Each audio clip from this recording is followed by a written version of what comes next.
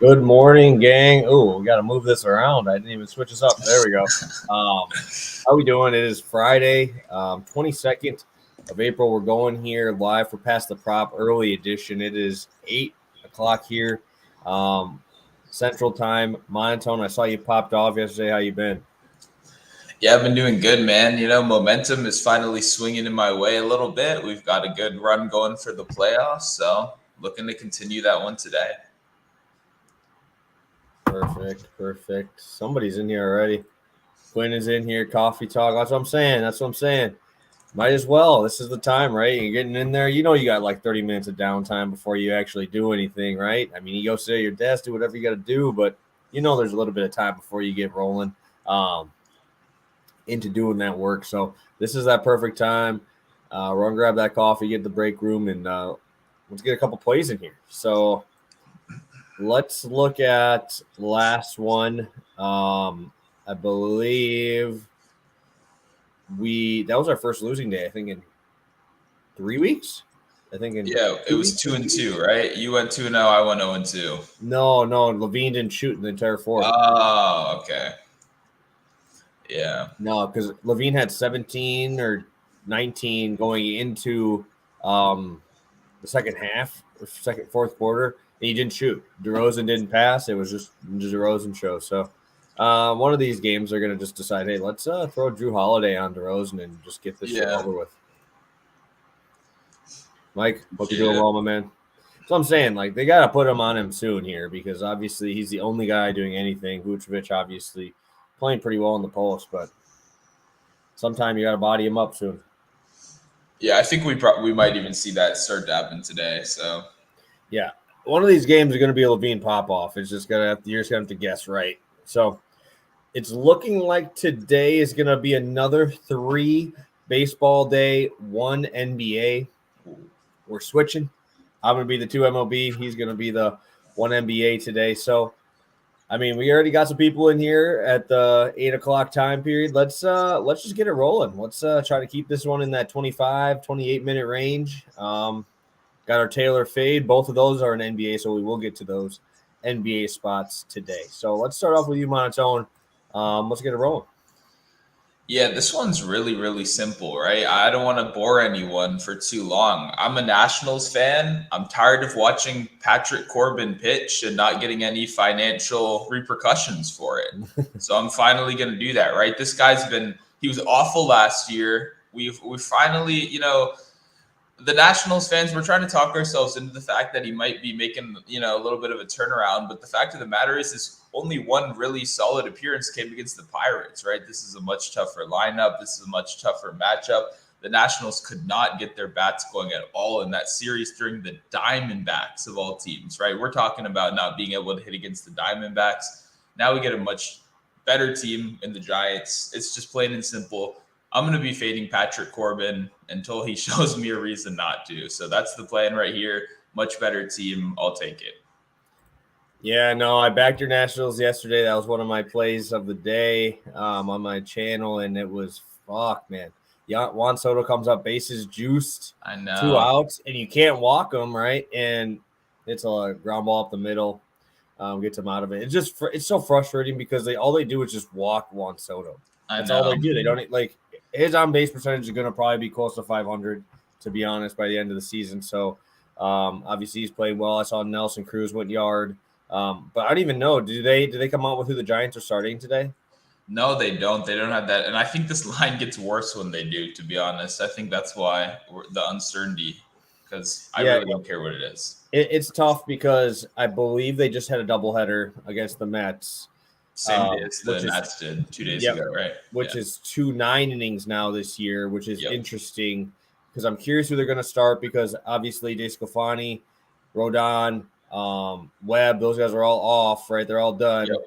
So I'm curious who they're going to start. I mean, their bullpen's good enough to get guys out, so I really wouldn't be worried too much. But I would just kind of wait and see, or once they give out that line, maybe they put out a nobody and they actually move the line better for you, and you get it at maybe a minus 110.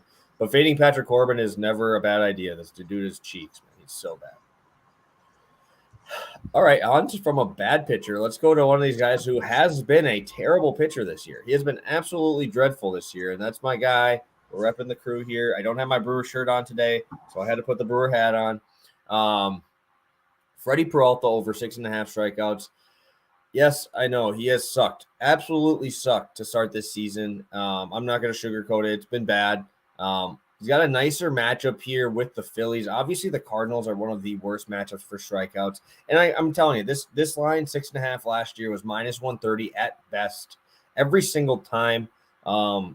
So now we're going to get him here against the Philadelphia Phillies. They are the 9th highest strikeout team so far this season. In terms of how many strikeouts they've had, 92 Ks already. That is crazy. And then obviously looking into like each guy individually, they got multiple dudes in the teens of strikeouts already, and they're only in 11, 12 games played. Real Muto, 13. Harper, 14. Hoskins, 14. Schwarber, 15. Right? All of their big power bats have a lot of holes in their swing, trying to go yard, obviously. And one of those matchups is in Coors Field, so it's not like those guys are heavy strikeout guys either. We just saw German Marquez give you 5 Ks here. Freddie Peralta's velo, I always been looking at these guys early in the season where their velo's at. Freddie Peralta's velo isn't really missing. It's just the location at the moment. Through this so far, 92.8 is his velo. Last year was just 93.4, so not much of a drop, but a batting average of 286 with an expected batting average of 286. So that just tells me everything is falling for the teams against him. Obviously, when you look at expected batting average, usually the expected batting average is either usually much higher because obviously the ball probably should land and you have good defense behind you. But Freddie's hasn't been. That's something that you usually don't see, especially early on in the season here. And also looking at his sliders, still filthy. Curveball has a 50% whiff or 75% whiff rate, 50% on his changeup so far this season. Obviously expected to come down. I expect his slider to go up. Slider's only sitting at like a 9% whiff percentage, and that's usually around 45 over the last year and a half. So a lot of swings and misses, in this lineup. And Peralta stuff is absolutely disgusting. One of those fastballs that's super hard to pick up. I know you posted about Mr. Ryan. Ryan is the exact same way as Freddie Peralta in terms of spin rate and where the ball comes out. The reason why Ryan is so good is because he is the only pitcher in the MLB at that arm angle. He comes in on the side, comes around and through. Peralta's about the same thing, but his ball looks like it's rising because the spin rate is so high. I expect to see a lot of swings and misses from the Phillies here. I do expect the Phillies to probably have 1 or 2 home runs. If you guys want to take that, I tell you that every time. Freddie Peralta will strike a guy out or give up a nuke. That is literally what his stuff is going to do. That's why he gets so many strikeouts on the high fastball. But if you get on top of it, it's going to be gone. So definitely a home run spot for some guys. If you guys want to throw a little sprinkle in there, I would throw a couple home run props in there. I also think Peralta's going to get those 7 Ks. Yeah, no, I like what you were saying. What we kind of do here is, right, we're trying to predict regression, right? He's off to a bad start. We acknowledge that. But a lot of the underlying statistics you mentioned point to the fact that it's not necessarily because he's a terrible pitcher, right? It's things aren't falling his way this early in the season. So when you're able to kind of catch on to those underlying stats that show that, hey, we're going to see the Freddie Peralta we're more used to. You know what I mean? That guy's going to come back. If we have that, understanding, we get it for plus money right here. I'll definitely take that one, 100%. Perfect. Let's see. Love it. Love it. We got Turbo in here saying early bird gets the worm. Yes, sir. And yeah, let's get right into our Taylor fade while we're in the middle of our first and second pick here. Back to our Taylor fade. Remember this over on Pikkit. If you guys want to look at these, that's where we're finding all these, right? That's where we're getting all these numbers on highest bet stuff. Obviously, it is 8:15 a.m., guys. Yeah. We're crazy. We're those crazy people that are up this early looking at lines. We're stupid, right? That's what we are. That's why we're out here, right? So make sure you guys know that these are probably going to move. So make sure you get over on Pikkit and make sure you grab those so you guys can see for yourself, especially when it gets closer to tip-off, what is the spots that we're going to. 2 NBA plays that really stood out on numbers-wise, like crazy. First one being Mikal Bridges, 2.5 assists. I've been seeing people ladder this up to 4.5 on that app. Do you have any thoughts on this? Obviously, that Booker injury is crazy. Huge news. Middleton out for the Bucks. Like there's a lot of stuff happening now. Almost Brunson going out. So Yeah. you have any thoughts here on the Michael Bridges assist stuff here? Yeah, what we saw most popular over on the Pikkit app was the ladder, right? We saw a lot of people hitting that 4.5, that 3.5. I feel more comfortable with the 2.5. It's probably juiced, I would assume. We probably, going to see minus 150 on that, probably even more. But with Booker out, it's always two things for me. It's Bridges is going to see an uptick in assists, and he's going to see a decrease in 3-point shot quality. Right? He's not going to have those amazing open 3-point opportunities that he had. He's going to be working as more of a ball handler, as a secondary creator in those situations. So I think he gets over the 2.5 assist mark. When we talk about 4, when we talk about 5, when we talk about 6. Obviously, it's a ladder for a reason. People know they're accepting that risk, but I don't think his upside is at that same level. So for me, I'll tail on the 2.5. If we're paying the heavy juice, but the ladder, I'm seeing a lot of people go up. I'm not. It doesn't call my name, if you know what I mean. I'm not super into it. I know the Suns obviously are one of the top assist teams in the league, but I mean, you still have Chris Paul with the ball a lot, right? I mean, it's going to have to be one of those like hockey assists, right, from Paul to you and you kicking it to somebody, because he is going to be very, very ball dominant tonight. I'd assume probably. I mean, I would probably almost ladder hit Chris Paul's assist here, possibly, or even just almost everything Chris Paul. Obviously, with how many minutes he's going to have to play tonight. Obviously, it's a very big game here. Pelicans showing some life, so. Yeah. I would say 2.5. I probably maxed it out at 3.5. That'd be the top one I would go to. I would not go any higher than that. I've been seeing ladders up to 5.5. Y'all are crazy for that. Those people they're trying to hit that homer, and more props to you. But that might just be like a Hail Mary parlay type of thing there, instead of me just putting like an actual unit size on it. So Michael Bridges was actually number 2 highest bet play. And this is number 1. Very, very surprising to me, seeing PJ Tucker over 2.5 made threes as the number 1 bet spot there. I believe over his, just to make 1 3 was minus 200. So I didn't see the exact odds in front of me on what the 2.5 would be. Do you have any thoughts? Is this a tail or is this a fade for you, Monotone, on PJ Tucker over 2.5 made threes? Yeah, I mean, I like PJ Tucker. And I'm rooting for him to succeed. This is probably a fade for me. I actually do have a play with him to hit 1 3, in it. Just 1 3 and 4 rebounds, something real simple like that. Gets you about minus 110. But when we're talking about PJ Tucker, right? When we want someone to ladder up, right? We want volume. That's really what we're searching for. The problem is PJ Tucker, because this Heat team is so good, like they have so many versatile defenders, PJ Tucker's only playing like 20 minutes a game. If you haven't noticed, he's only out there 20 minutes a game. That really is going to limit your upside. He's going to sit in the corner on offense for most of the time. So we know he's going to have a couple chances to hit those threes. But the difference between 1 3 and 3 threes for a guy like PJ Tucker is very different. So for me, I like him at 1. I like that as a safer parlay piece, but you got to acknowledge that there's some risk there. Going all the way up to 3, I'll probably be out on that one, to be honest. Yeah, I have to assume this is like plus 400, plus 500. Yeah. Again, this right here it's a long shot, right? These are long shots. People love doing those long shots. I'm not a huge long shot guy, but also I was also on the under on Brook Lopez last time, and he made his first 3, right? So it all kind of depends, right, on that first shot, if he's going to get enough volume, because Brook Lopez is only playing like 28 minutes too. Tucker's playing low minutes. It's going to come down to how efficient do you think he will be here.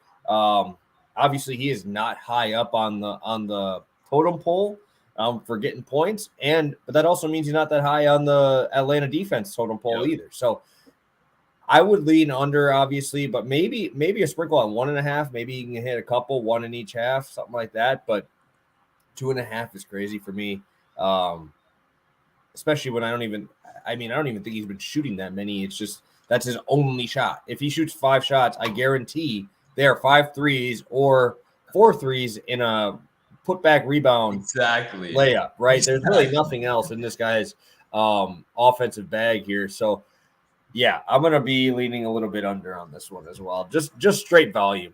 Just straight volume. Yeah, I was gonna say, like, he went 4 for 4 in the first game and still only played like 23 minutes. You know what I'm saying? So I like him to get one. I don't want to get. I even wrote about that last night. You'll see it in a couple hours. But when you get up to 3, when you get up to 4, for a guy that's only gonna take 3 or 4, that's when it gets a little dicier. For sure. And remember, guys, that's over on Pikkit. Remember, PTP is our promo to get you guys some free money. We have that so you guys get some free stuff for it. Got Chris in the chat talking to my guy Turbo in there. Alan asking about Brook Lopez over 16.5. We will grab one more question here before we get to our second round of plays. What is your thoughts here, Brook Lopez? Is he sticking out to you at all? I mean, you got Vucevic guarding him. Yeah, I love Brook Lopez anytime, honestly. The problem is this line feels very adjusted, right? You're paying very heavy tax. Yeah, exactly. And Middleton's out, so that's important. Obviously, creates more usage for everyone. But I'll be interested to see how they kind of remedy that Middleton being out. Does it mean more of an offensive spark plug like Bobby Portis playing? Is he healthy? I know he went down last game at some point, but Bobby plays through all that crap. Yeah. Man. He's crazy. That man's crazy. So I would lean over. But I think I'm going to watch a little bit more in that game. I don't think I need to bet Brook Lopez just because I kind of want to see how they remedy the fact that Chris Middleton, one of their most dependable players, is now out. Yeah. If anything, you're betting Drew Holiday. That's all you're doing. Yeah. I wouldn't change anything. Chris Middleton obviously has been out quite a bit throughout the season. He had an illness early on in the season for 2 weeks. Because not everybody remembers this, the Bucks had the big 3 for like 8 games through the first 60. They barely played together. Drew Holiday was out. We had Middleton out. Giannis obviously with various little injuries here and there. So I'd be looking more at Drew Holiday stuff for sure. All right, guys. I promise we will get to the rest of your questions. We just got to make sure we get all of our plays to you guys so you guys can lock these in before that 8:30 mark. Over here in Central Time, but let's go into that same Bucks game for Monotone's next play. Yep, and this is my favorite one of the day too. I don't think I'll be able to find one I like as much as this, no matter what lines we get. Vucevic to have 2 threes and Alex Caruso to have 1 3. This was plus 110 last game. It's down to minus 110 for a reason. We talked about this a little bit with our Taylor fade guys. The Bucks are going to allow a lot of 3-pointers, right? We know that. We absolutely know that. But really what their goal is they're going to try to get the ball out of the hands of guys like DeRozan, LaVine, even Vucevic to a certain extent, right? But they really are not getting beat by LaVine. They're not getting beat by DeRozan, although he is coming off a good game. That's where their defensive attention is focused. And what that means is some of these other guys are getting crazy good volume, and the Bucks haven't caught up yet. So Vucevic shot 2 for 10 from 3 in the first game. So he had just as many 3-point attempts as LaVine did. That still didn't change the line. Then last game, he went 4 for 8 from 3, cashing this one in the first half. So the volume's crazy, right? The Bucks are going to keep daring Vucevic to shoot those threes. That's what they do all year long. They do that against every team they play. They're daring the tertiary, secondary players to make these threes, and that's what they're doing. So Vucevic is 2 for 2 in this series. Caruso's 2 for 2 in the series. Caruso went 1 for 5 in game 1 and then improved last game, looked much more comfortable, went 3 for 7 from beyond the arc. So I think both these guys keep getting it done. I love this spot. I hope it keeps staying around because I'm going to play it every game. I love it. Yeah, no, I anytime you're betting threes against the Bucks, sign me up. I mean, that's literally what they want you to do. Like, that's their ideal situation is to have them continue to shoot it. Obviously, one of these games are not going to hit them, but obviously, if you only need 1 or 2 from these guys, they're getting enough shots up. I don't think we really have to worry about it. Oh, I saw my guy Trevor in here talking about would you take 2 for Alex Caruso there? Yeah, it's probably going to be some pretty good plus money there. I have Caruso too and a couple other things too. I have him to get 2 threes and 2 steals, which I also hit last game at like plus 360. Running that one back. So I like Caruso a lot. He's one of those guys I'll probably put in multiple different things today. Perfect. All right, my last one, guys. We are going to L.A. We're playing the Baltimore Orioles tonight. Mr. Trout is coming back, officially saying that he is playing tonight. That's huge news. Obviously, a very strong right-handed bat facing Bruce Zimmerman, who's a revelation this year. 9 innings pitched, no runs. But guess what? I just talked to you guys about how Freddie Peralta is on the edge of expected batting average getting destroyed, all this stuff. Now you're looking at a guy who's literally the exact opposite, right? You're looking at a guy last year who gave up a 321 batting average to lefties, 283 to righties. He gives up a ton of slugging. You're looking at Bruce Zimmerman. Even this year, he's given up a 455 batting average to his fastball, an expected batting average of over 500 against his fastball. So that means over 70 points is saved here by defense. This is 636 slugging on him. He's got a 4% whiff rate on his fastball. It's only 90 miles an hour. And now you have a team here. You're going up against the Angels, who are number 4 in slugging percentage to start this season. Obviously, they do. They strike out a ton. They strike out a lot of strikeouts in this lineup. But when you have a guy who does not make you swing and miss, mixed with a team who is swinging just for the fences, that is not a good combination for a guy who's only running up that fastball up to 90 miles an hour. Looking at his other profile, I mean, he throws a changeup quite a bit there too. But even if you go into last year, his changeup was still getting batted 290 against. This year, only 120. I really don't like Zimmerman's stuff that much. There's nothing really to write home about here. He's got a good, decent curveball. Doesn't throw it much. He's a 4-pitch guy. But it's really going to be fastball changeup here. And if there's any time that he is behind an account, I would not be surprised to see that ball go over the fence. This is a spot where you probably grab like 3 or 4 of these dudes to hit a homer today, because this slugging percentage on a fastball is, you do not see numbers like that. A 504 expected batting average in a 630 slugging against a single pitch that you're throwing 40% of the time against a team who's got Ohtani. You even got Marsh swinging for the fence. You got Trout, Rendon. You got even Joe Adell, who's got so much raw power. There's just so many spots in this lineup that if you miss with one, that ball's out of the park, and it's not even going to be close. This team is literally just swinging for the fence, and you're at home, first game of the home trip, have Trout back. Everything's kind of going this way, and the regression is going to come here for Zimmerman. I'm all over this. Absolutely all over this.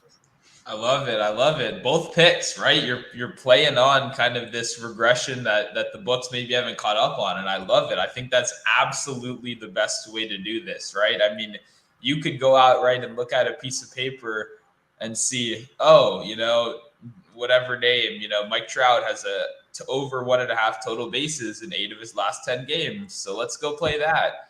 But you really know you're getting good shit when, someone gives you the deeper understanding, right? I've seen the same Zimmerman stuff you're talking about. I'm like, oh, this guy's good now. He was terrible before, but I guess he's turned it around. But when you come in here and say, hey, look, everything's going his way right now. The underlying stats say this guy hasn't made these major adjustments that maybe his ERA, his box score would make it look like. So I love a lot of these guys on the Angels team. I'll absolutely be telling you right here, a team that's going to definitely be swinging for the fences tonight. Yeah, and look at the teams that you're facing here so far. You're playing the Brewers, who absolutely blow. They cannot hit. They're going to win games on pitching. That's literally how they're built. And it was a 2-0 game, right?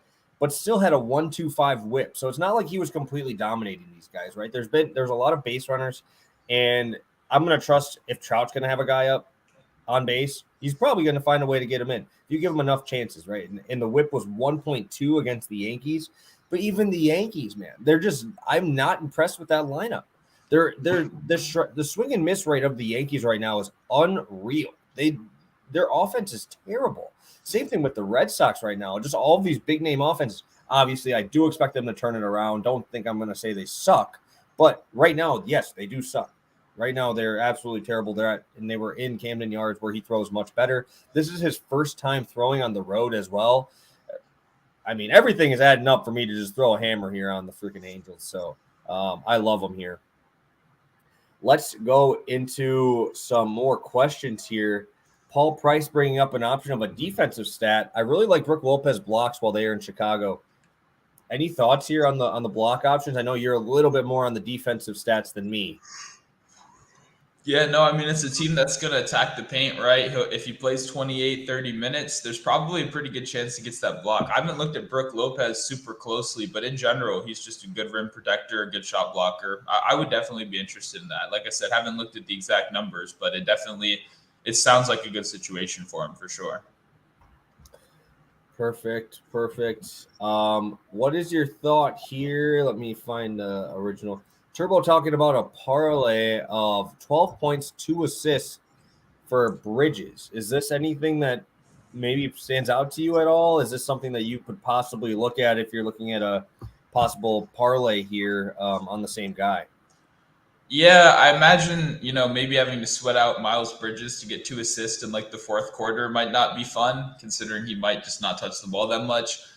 I mean, I think he probably hits this. Betting on Miles Bridges, or sorry, Mikal Bridges is always tough for me because he's just not that guy, right? He's not a second scorer in the NBA right now, and they try to, do their best to protect him, but he's really much better served in that kind of third or fourth scoring role that he's more accustomed to. So for me personally, whenever they bump him up into a more secondary role, I'm never really on board, to be honest. Never this year, never last year. I think he probably does get this. I'd rather bet 12 points and 2 assists than like 16 points, 20 points, something like that. Perfect. Mike bringing up the Reds, no runs first inning. I am not a huge no runs first inning guy, like at all, unfortunately. But the biggest thing for me, whenever I'm betting that environment, when you're going to be in Cincinnati, you have to check the weather because that game will play like a pinball machine, man. If you are playing there and it's hot, that ballpark plays so small. It is such a hitter's park in the summer. Balls fly out of there. I know that they said that Jesse Winker, if he would have stayed, would have 4 more home runs than he does right now, playing in Seattle. Just because that ballpark just plays so small. So that's the only reason I'm a little bit worried about playing no runs first inning in Cincinnati. If the weather is a little bit colder, yeah, I think that's not a bad spot. Hunter Green, I would probably roll with maybe the first 5 under if I'm going to roll with anything. I'm not a no runs first inning guy. There is so much data on the first inning being the highest run scoring inning. And it's never really changed, right? Because pitchers come out, they got to find the zone. You got to figure out what they're calling. And that leads to a lot of walks. It leads to a lot of stuff early on in the games. That does suck, right? That does suck for a no-run first inning. But if there's 1 run scored in the first and it still ends like 3-1, I'll take the under. So cash and nothing there. I'm just not a huge no-runs first inning guy. I know a lot of people are. It's a market that is blowing up, but it's just such a volatile thing to bet on. I don't personally do it very often. David, we will talk about that at the end. I'll have Monotone give you a little rundown of what it is there. Possible Mike Trout homer. I would definitely check where he's going to be batting in the lineup first, if he's going to come in like that 3 spot or whatever. But yeah, I think that there's definitely an option there. AC 2+ threes and 2+ steals at plus 340. Run that one back. Beautiful. Cam Johnson's lines might be nice. Also, Bridges has hit his over 16.5 line against New Orleans 3 of 4 games and will need to step it up tonight. I mean, the only thing is obviously the books know that, and why if they know that he's hit it this much, why is that giving me that line, right? It's just whenever something feels too good to be true, that's me just as doing this for as long as I have. It's just a weird spot, right, where I'm like, there's no reason I shouldn't bet this, and then meh. It's just kind of scary to me. Also, do you have the same thoughts? Yeah, I do. And when you look at a guy like Cam Johnson too, he's going to be a guy that like every capper in the world is going to be like secretly on waiting for their line today. So I assume whenever his line drops, there's going to be like 5 Twitter accounts posting Cam Johnson because it's not sneaky. We all know what the guy. He's a shooter. They don't have that much bench shooting, right? He's the guy that they're going to need to step up almost more. He can play closer to the Booker role than anyone else on that team. So I think Cam Johnson will be an interesting target, but he will, just like Bridges today, be very popular. Exactly. I'm gonna put the ticker on the bottom for anybody who just got in here. Let me see. I've seen a lot of people hit no runs in the second inning more than the first inning. Yeah, I agree. It's just you can't. I don't bet the no-run second inning before the game. I want to see what the pitchers actually look like in the first inning. I never bet it before the game. I'll be able to tell if a guy's on or off. Like, I mean, if he's off in that first inning, he gives up a run. Why would I expect him to be coming back in the next inning and give me some outs? So that one's a live bet for me. It's never a pregame bet of a second inning. Let's take a look if we got any more. You want to give a quick rundown of Pikkit before we go through our recap here? Yeah, we'd love to. Do a quick one.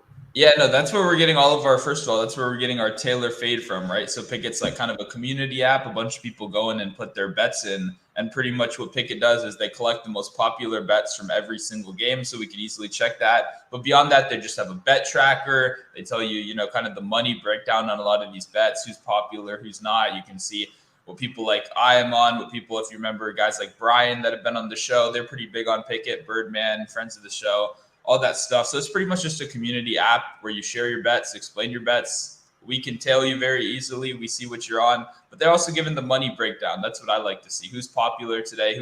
Who's kind of in our little circles? Who's the guy that's going off? That's how we tell you whether we want to tail him or we want to fade him. So great app. Code Pass the Prop, PTP. Definitely want to sign up for that one. They'll give you free money. I love free money. Yeah, it was just very simple for us. We always talked about what we were fading publicly and what we're doing that way. So it's super easy to find it over there. It's a very easy spot to find. Let's run through our recap. And then if anybody has any questions, get them in while we're doing this. We'll get to those before the end of the show. We're getting to that end point here, and we will get it rolling. Yep. For me, we're starting out with the Giants first 5 minus 125 going up against the Nationals. That's 7:00 start. So you do have some time today. We're not rushing you with any early games. Mm-hmm. Next up, we got Vucevic, 2 threes, Caruso, 1-3 minus 110. Like I said, favorite play of the day, no doubt. Yep. And then for Taylor Fade, I believe we were both on the over for Mr. Bridges at the 2.5 line. But and we're both on the under. Montone's on the over 0.5 for Tucker, under on the other one. Yeah. And I'm going with Freddie Peralta over 6.5 strikeouts plus 100, and the Angels team total over 4.5 minus 125.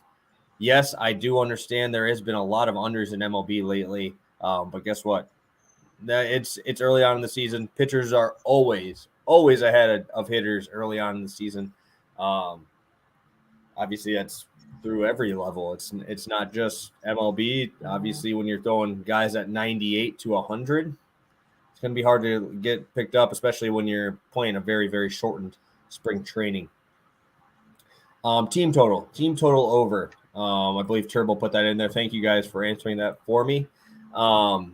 Yeah, it definitely been an underworld for a lot of games, but I am trusting in the Angels tonight to get it done. And plus, the Baltimore bullpen is just absolute ass. So, Monotone, you got anything else? Actually, Trevor asked, is it similar to action? How would you kind of describe it compared to kind of ish? Yeah, I would say it's similar. I would say the biggest benefit for most people is in action, you have to like physically put in your bets. If you just link Pikkit with your sports book, it just automatically goes in. So you actually don't have to do the bullshit of typing it in and going, oh, they don't have blocks and steals. Oh, God, I got to go type it in now. Because I used to do that, and that shit is annoying. It takes away the purpose, right? So this one automatically syncs it up in addition to all the other stuff we were talking about, like being able to follow the most popular plays and stuff like that. Exactly. Yeah, the syncing makes it a little bit easier for sure. Again, guys, if you just got in here or you're watching later, plays are on the bottom. All of our recap stuff is right there. Monotone, you got anything else for the people? We got about mid-20s people made it through.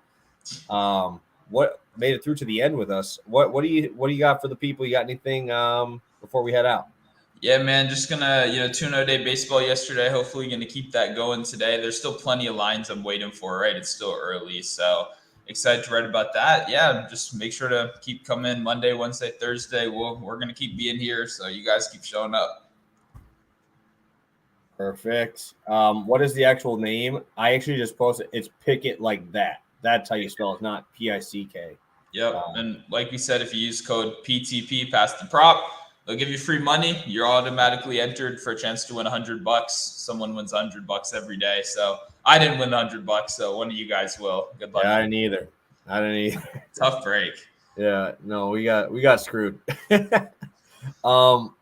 Yeah, I got not much more to say here. I'm very excited. Again, I'm gonna put probably another video out here with a couple more MLB plays once I get a couple more lineups coming out. I like these teams that are giving me lineups early in the day. I'm tired of these Nationals. And they wait like 45 minutes before the game. Give me the damn lineup. I'm ready to go. I'm ready to cash some tickets. So I've already got my energy drink in me. I'm ready to go to the gym, come back, get ready to block some more plays in. We have one last question, it looks like, from Mike and Turbo. Any thoughts on the actual game? We talk props. What's the thought on the actual game? Mike's saying that line seems a tad fishy. What is your thoughts here? Do you think so? Do you think that line's a little bit off? Yeah, I'm going to just say what I keep saying. I'll just keep taking the better teams in my head. So yesterday I took the Grizzlies. I got lucky. But what they do is they adjust these spreads when it's a must-win game, right? But in the playoffs, for me, every game is a must-win game. So I think the Heat are the better team, so that's who I'd pick. But the line is definitely begging you to take the Heat tonight. So just take that with a grain of salt. Yeah, Book's going to have a lot of money on that side. So obviously I don't want to be too far exposed on one side, but definitely agree on that one. So thank you guys so much. We will see you Monday. I believe Monday, again, is an early start time for us for Past the Prop. But thank you guys so much for tuning in, showing the support. It means a lot. If you're here, smash that like button. Be back here Monday for some more spots. Hopefully we're coming at you with a 4-0 sweep, guys. Thank you guys so much for tuning in. You guys are the best, and best of luck on your bets all weekend. Keep cashing. If you need any more plays, go follow us on Twitter. Our stuff is in the description below, and we'll be ready to cash with you. So thank you guys so much. Have a great weekend. Peace.